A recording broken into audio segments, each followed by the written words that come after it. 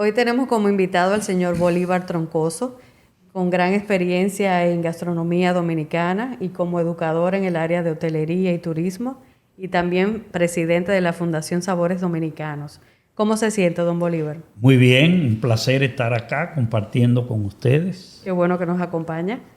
Eh, en la mayoría o en todos los hogares dominicanos vemos usualmente que se consume el arroz blanco, las habichuelas guisadas con algún tipo de carne. ¿Usted nos podría explicar de dónde inicia esa costumbre? Claro, con mucho gusto. Mira, hay que hacer un poco de historia para entender cómo llega la bandera dominicana, como se le llama a ese plato icónico, a las mesas de prácticamente toda la familia dominicana cada día de la vida. Cuando la intervención norteamericana vio que lo que se consumía aquí era víveres con carne, empezaron a promover la cultura del consumo del cereal de arroz y usaron un mecanismo muy interesante. O sea, en la época que llegaron fue una época de crisis política, de liderazgo, de caudillos regionales. Entonces había un personaje que era representado con un campesino descalzo, con los pantalones remangados porque no había carretera y lo que se caminaba era entre lodo cuando llovía. Un personaje como una caricatura. Es correcto, Sí. una caricatura con un sombrerito que ese le decían Concho Primo. ¿Por Concho qué? Primo. Porque el campesino decía Concho Primo, la cosa está mala políticamente o hay guerra. Entonces, ¿qué hizo la intervención norteamericana para desarraigar el consumo de víveres en ese campesino que le colocó un plátano atravesado en el cerebro y decía que el plátano tiene una sustancia llamada bruteína que embrutece? Y eso fue generando un cambio de actitud en el dominicano, predominantemente campesino y consumidor de víveres. Entonces, Que eso es una idea que la tenemos hasta ahora. es correcto. De que el plátano embrutece. Embrutece. Que eso es totalmente Y incierto. todo eso vino por una caricatura que se hizo para influenciar otro tipo de alimentos. Una estrategia de marketing usando la caricatura. La caricatura ya existía. Que ya existía de... Que era una representación del campesino dominicano. Es correcto. Eso fue lo que hicieron, ¿no? Porque con eso impactaban a la población que era mayoritariamente campesina. Y se creyeron que de verdad eso le afectaba. Es correcto. O sea que fue una estrategia excelente. Entonces, esa estrategia viene acompañada del cultivo del cereal. Los americanos empezaron al cultivo del cereal porque aquí el arroz se consumía los días de fiesta porque era muy caro, era importado.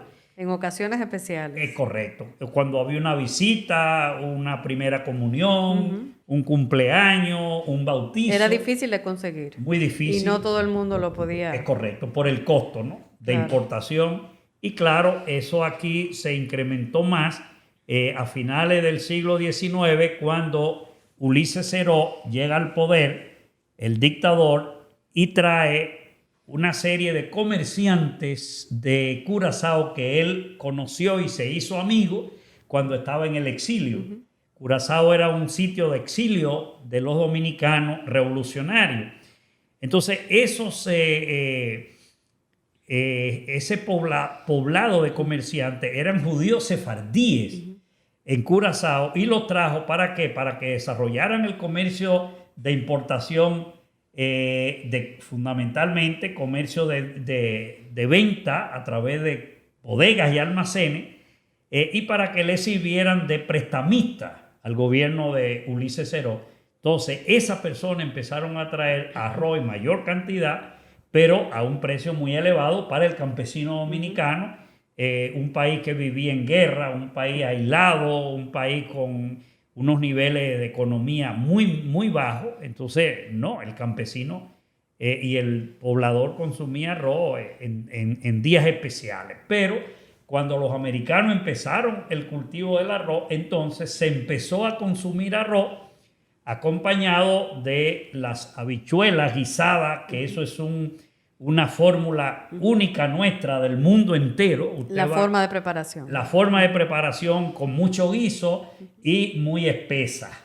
¿Y qué técnica se usaba? Bueno, se cogía parte de la habichuela ya cocida y se machacaba, y con los guisos para espesarla. Se le echaba una técnica que se usa todavía. Es correcto, y que es eminentemente dominicana, y que tú te vas a cualquier país donde se consumen habichuelas o frijoles y esa técnica no existe. Entonces podemos decir que tenemos una gran mezcla de influencias en nuestra gastronomía. Es correcto. Porque aunque eso se popularizó por personas de los Estados Unidos, de Luisiana, que no tenía idea de que fuera así, no son productos de allá. Son productos de todas partes del mundo. Es correcto. Las habichuelas, las caraotas, los frijoles, como se le quiera llamar, vienen de Europa. El arroz viene de Asia. Pero esos productos llegan al país, se popularizan. ¿Y qué es lo que pasa? Que el campesino dominicano y el poblador urbano dominicano empieza a prepararlo con las técnicas de preparación y con los recados, el recaíto dominicano, que le da un sabor. Con el sazón que ya tenían. Sí. ¿Por qué? Porque aquí se usa mucho el cilantrico, el cilantro, la cebolla, el recaíto, el ajo, que es el recaíto dominicano, que no se usan elementos que usan en otras, en la mayoría de las Antillas, que nosotros no usamos.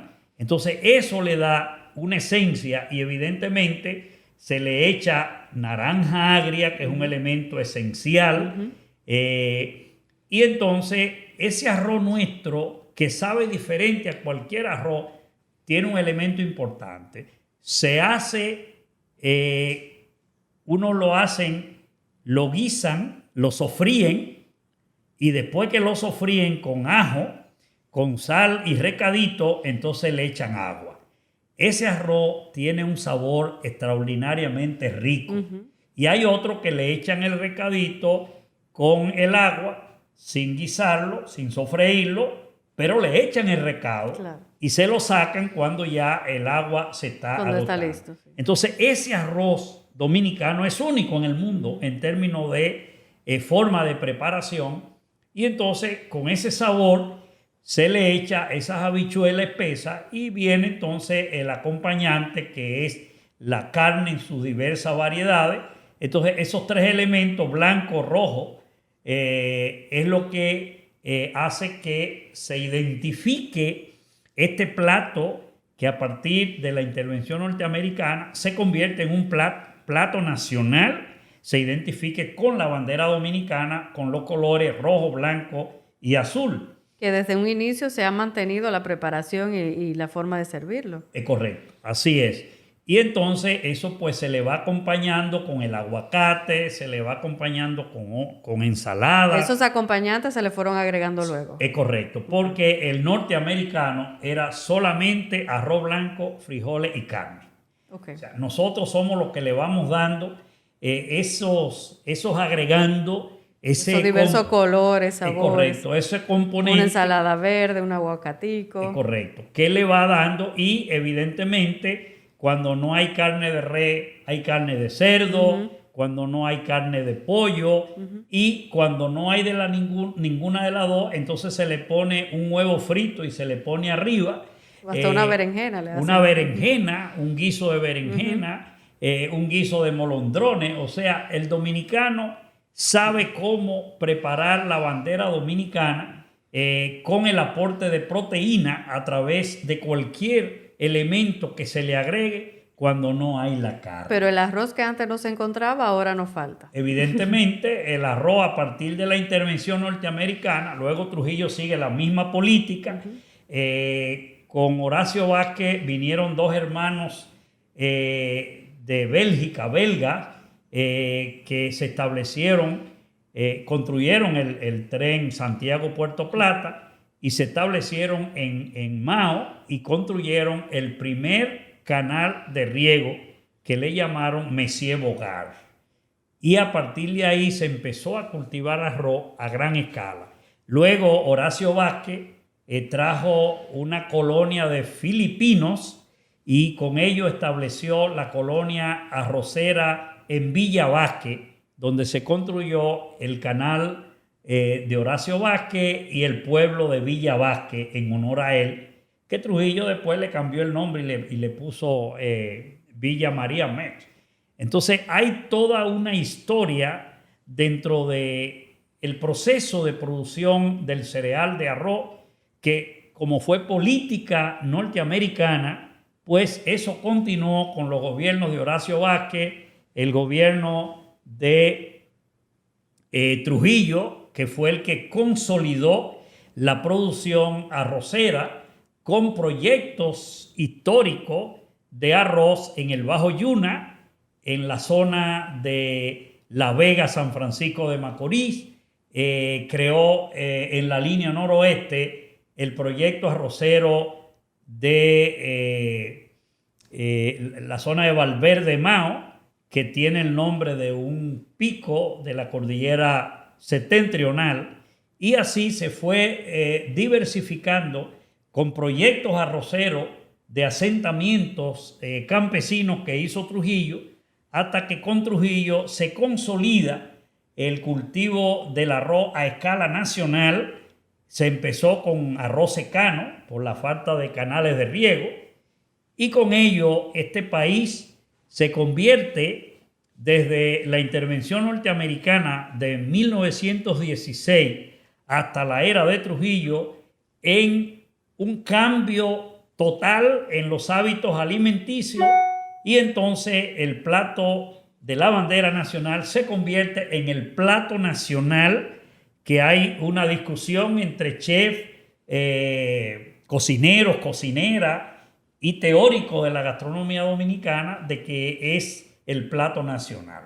Yo personalmente no comparto que la bandera es el plato nacional, porque el plato nacional tiene que tener características que lo identifiquen con la cultura y los hábitos dominicanos, mientras que el arroz es un consumo diario obligado, y que cuando no se come arroz al mediodía hay que comer un asopao o un arroz con leche en la noche o un moro. ¿Y cuál usted considera que sería el plato? Entonces, para mí el arroz no es el plato nacional. El plato nacional, reitero, tiene que tener características propias. En primer lugar, que sea un plato que se consuma a escala nacional. En segundo lugar, que sea un plato que se elabore mucho más trabajado, o sea, que se convierta en un plato artesanal, en un plato que motive generar un gusto, un sabor y una identidad que identifique al dominicano cuando llueve mucho, en la visita de un amigo, de una personalidad, en una fiesta campestre. Entonces, esas características en este país la tiene el sancocho. ¿Usted considera que el sancocho debería ser el plato nacional? Por esas características y muchas otras que yo puedo explicar. Okay. Una de las iniciativas en la que la Fundación Sabores Dominicanos se ha enfocado es la salvaguarda del acervo culinario dominicano.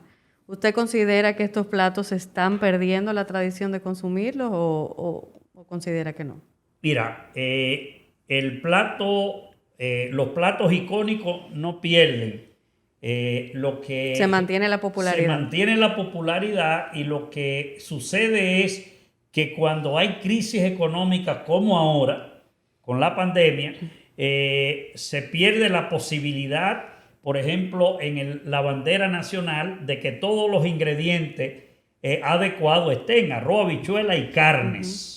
Entonces hay que agregarle la pica pica, el salchichón, que ahora no se llama salchichón, sino el salami. Salami, el huevo frito, el huevo revolteado. Algún tipo de proteína. Algún tipo de proteína hay que agregarlo.